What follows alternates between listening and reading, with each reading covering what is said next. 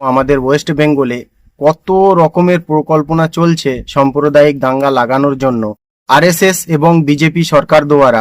আসসালামু আলাইকুম বন্ধুরা, আমার নাম মোহাম্মদ আব্দুল হাবিব মন্ডল আর আপনারা দেখছেন হাসিম মিডিয়া। তো চলেন ভিডিও শুরু করা যাক।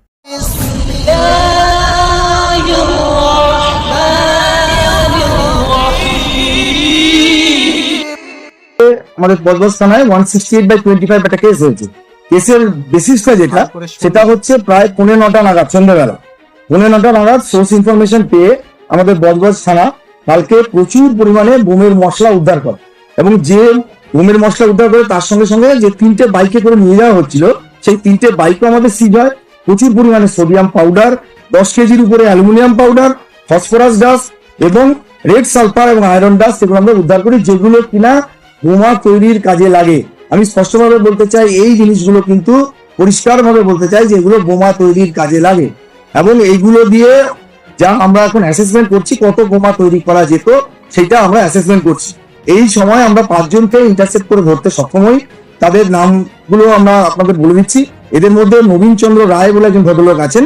এই ভদ্রলোক কিন্তু আমাদের জেরা যখন করেছে, আমাদের যারা তদন্তকারী অফিসার ছিল, তিনি জানিয়েছেন যে তিনি একজন সক্রিয় আরএসএস কর্মী এবং সক্রিয় বিজেপি কর্মী, এবং ওনাকে কিন্তু গত রামনবমীর দিন বাটা মোড়ে, যে আপনারা জানেন যে সেখানে আমাদের পুলিশের একটা ব্যারিকেড করা ছিল, আমরা একটা রুট ঠিক করে দিয়েছিলাম, সেখানে কিছু তর্ক বিতর্ক হয়, সেখানে তাকে দেখা গেছে, তার ভিডিও ফুটেজ আমাদের কাছে রয়েছে, এবং তিনি পুলিশের ব্যারিকেড ছুঁড়ে ফেলছেন, এটা আমাদের দেখা গেছে।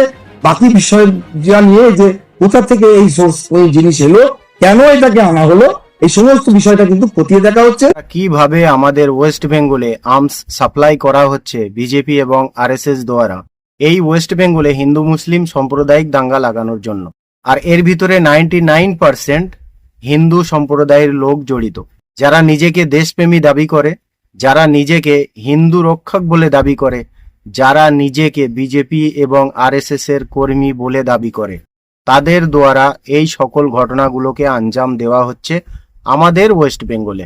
কি কারণে? না, এখানে হিন্দু মুসলিম দাঙ্গা যে কোনো ভাবে লাগাতে হবে। এবারে আমি আপনাদেরকে একটা ভিডিও দেখাবো।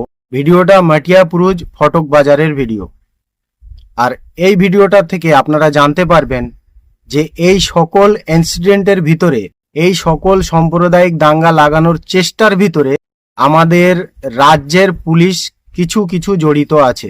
আর আমি এই জন্য আমাদের রাজ্য সরকার, আমাদের রাজ্যর যে মুখ্যমন্ত্রী শ্রীমতী মমতা ব্যানার্জি, ওনাকে আমি জানাতে চাই, এই সকল পুলিশ কর্মীকে চিহ্নিত করে আপনি ইমিডিয়েটলি সাসপেন্ড করুন। আর না হলে আপনি এই পশ্চিমবাংলায় সাম্প্রদায়িক দাঙ্গা লাগানোর যে চেষ্টা বিজেপি এবং আরএসএস করছে, সেটাকে আপনি আটকাতে পারবেন না।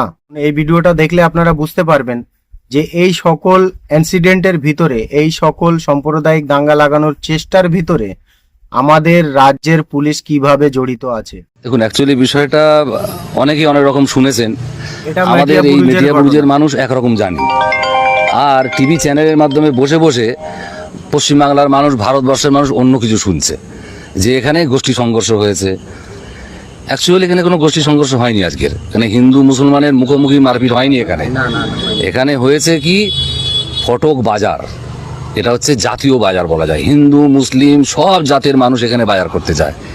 বাজারের মুখেতে বাইক রাখার জন্য জায়গা আছে, ফুটপাতে দোকানদার বসে সেসব জায়গা, ফুলওয়ালা বসে, ফলওয়ালা বসে, বাজারের ভিতরে না বাজারের বাইরের, বাজারে ঢোকার মুখে মন্দির আছে, ওইখানে একটা ফলওয়ালা বসে, দীর্ঘদিন থেকেই বসে। আমরা যতদিন বাজারে যাচ্ছি দেখেই আসছি ওরা বসে। সেই জায়গাটায় হঠাৎ করে এই ঈদের ছুটিতে সেই ফলওয়ালা মনে হয় বাড়ি যায়। গত সোমবার রাত্রে ওই জায়গাটার উপরে একটা পাকা কনস্ট্রাকশন তৈরি হয়, সেটার উপরে কিছু ফুল গাছ লাগিয়ে দেওয়া হয়। এটা রবীন্দ্রনগর থানার একদম সামনে, রবীন্দ্রনগরের থানার দেওয়ালের থেকে 2 মিটার দূরে।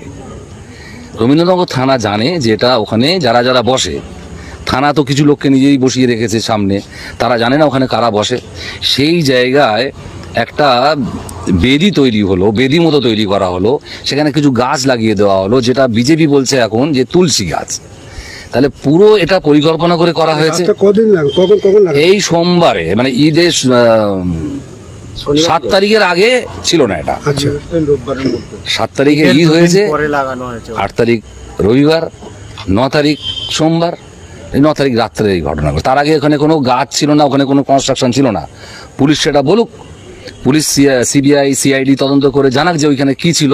তাহলে ওইখানে হঠাৎ করে একজন ফলওয়ালা গরিব মানুষ, তার ধর্মের কথা আমি বলছি না, যদিও সে ধর্মের মুসলিম, কিন্তু আমি বলছি না তার কথা, সে গরিব ফলওয়ালা, ওখানে বসে খায়, প্রচুর ফুটপাতে সব বসে ব্যবসা করে খাচ্ছে।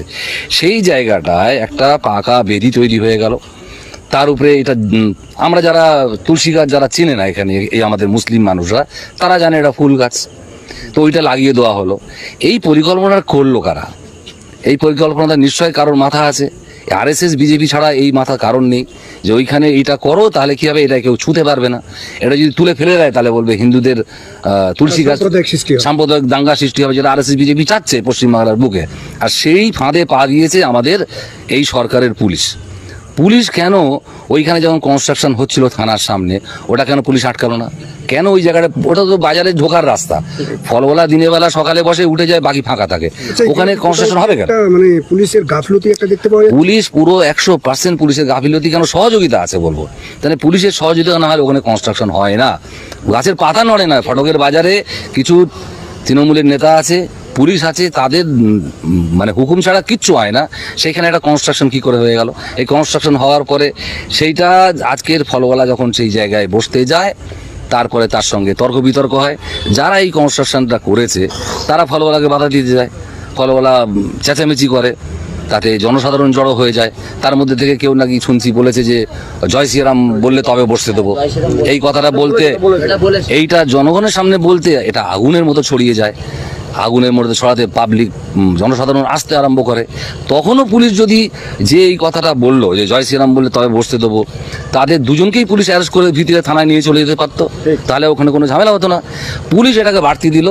শুধু বাড়তে দেওয়া নয়, প্রায় ঘন্টা 3 ধরে এই জিনিস পুলিশের পক্ষ থেকে, কেন পুলিশ এই অঞ্চলের এমএলএ কাউন্সিলর তারা নিয়েছে, পুলিশের অ্যাকশন শুরু হয়েছে 3:30 4টে। ঘটনা শুরু হয়েছে 11টা 11:30। ভিডিওটা দেখে নিশ্চয়ই আপনারা বুঝতে পেরেছেন যে একটা থানার গায়ে, যে থানা পক্ষ থেকে যে মানুষগুলোকে সেখানে ফল বিক্রি করার জন্য বসানো হয়, সেই থানা থেকে 2 মিটার, মানে আমার এই হাতের 4 হাত হবে, 4 হাত দূরে একটা ধর্মীয় স্থান সেখানে তৈরি করা হয়েছে। থানার লোক সেটা জানে না। আমি তো বলবো থানার পুলিশ সহযোগিতায় থেকে এই জিনিসটাকে করা হয়েছে, এবং এই দাঙ্গাটা লাগানোর পিছনে টোটালি ওই থানার পুলিশদের হাত আছে। আবার সেখানে সেই ফলওয়ালাকে বলা হয়েছে যে তুমি জয় শ্রীরাম বলো, তারপরে তোমাকে এখানে বসতে দেওয়া হবে। সকাল 11টায় এই ঘটনা ঘটেছে, আর 4:30 4:30 সময় পুলিশ থানা থেকে বের হয়ে সেই ঘটনার পিছনে জড়িত কারা তাদেরকে খুঁজছে, এবং খুঁজে খুঁজে ধরেছে কাদেরকে জানেন? যারা নিরীহ মানুষ, যারা কোনো অন্যায় করেনি, তাদেরকে ধরে ওখানে থানায় বন্দি করে রাখা হয়েছে। যে 2জন ব্যক্তি জয় শ্রীরাম বলতে বলেছিল তাদেরকে ধরা হয়নি। থানার সামনে 4 থেকে 4.5 ঘন্টা এই ধরনের ঘটনা হয়েছে, থানার পুলিশ বার হয়নি কেন? এই সকল প্রশ্নের জবাবগুলো আমাদের রাজ্যের মুখ্যমন্ত্রী মমতা ব্যানার্জি দিতে পারবে? বলে পুলিশ ওখানে চুপ করে দাঁড়িয়েছিল কেন? আর পুলিশের সামনে ওইখানে ওই ধর্মীয় স্থানটা তৈরি হয়েছে কেন? এবং যারা 2জনা ব্যক্তি সেখানে দাঁড়িয়ে বলেছে যে জয় শ্রীরাম বললে আমরা এখানে বসতে দেব, সেটা কি তাদের বাবার জায়গা? আর যখন সে 2জন ব্যক্তি এই ধরনের কথা বলেছে, পুলিশ তাদেরকে অ্যারেস্ট করেনি কেন? এর পিছনে 100-র মধ্যে 100% আমাদের রাজ্যের পুলিশ জড়িত, এবং ওই থানায় যতগুলো পুলিশ আছে সবাইকে ইমিডিয়েটলি সাসপেন্ড করা দরকার। আর আমি আমাদের রাজ্যের মুখ্যমন্ত্রী শ্রীমতী মমতা ব্যানার্জিকে বলতে চাই যে ওই পুলিশ স্টেশনের ভিতরে যতগুলো পুলিশ আছে সবাইকে ইমিডিয়েটলি সাসপেন্ড করুন, কেননা এই ঘটনার জন্য সম্পূর্ণভাবে দায়ী ওই থানার পুলিশগুলো সবাই। আর আমার রিকোয়েস্ট হাত জোড় করে বাংলার মানুষের কাছে, আপনারা একটু এই সকল জিনিসগুলোকে নিয়ে ভাবেন যে এতগুলো আর্মস সাপ্লাই আমাদের এই ওয়েস্ট বেঙ্গলে হচ্ছে কিভাবে। যখন ওয়েস্ট বেঙ্গলের কানুন ব্যবস্থা আমাদের মুখ্যমন্ত্রীর হাতে আছে, তখন তিনি তাদের উপরে কঠোরভাবে অ্যাকশন নিচ্ছেন না কেন? এতগুলো বোমা, এতগুলো মেশিন যদি একটা মুসলিমের হাতে থাকতো, তাহলে তাকে আতঙ্কবাদী ঘোষণা করে দেওয়া হতো। যাদের হাতে ধরা পড়ছে তারা বিজেপি এবং আরএসএস এর লোক, তাদের উপরে এখনো আতঙ্কবাদী ট্যাগ লাগেনি কেন? এই ধরনের কাজগুলোকেই তো আতঙ্কবাদী কাজ বলা হয়। আমার রিকোয়েস্ট শ্রীমতী মমতা ব্যানার্জির কাছে, আপনি ওই থানার যতগুলো পুলিশ আছে সকলকে ইমিডিয়েটলি সাসপেন্ড করুন। This channel's content is strictly for educational purposes and does not endorse or promote any violent, harmful, or illegal activities.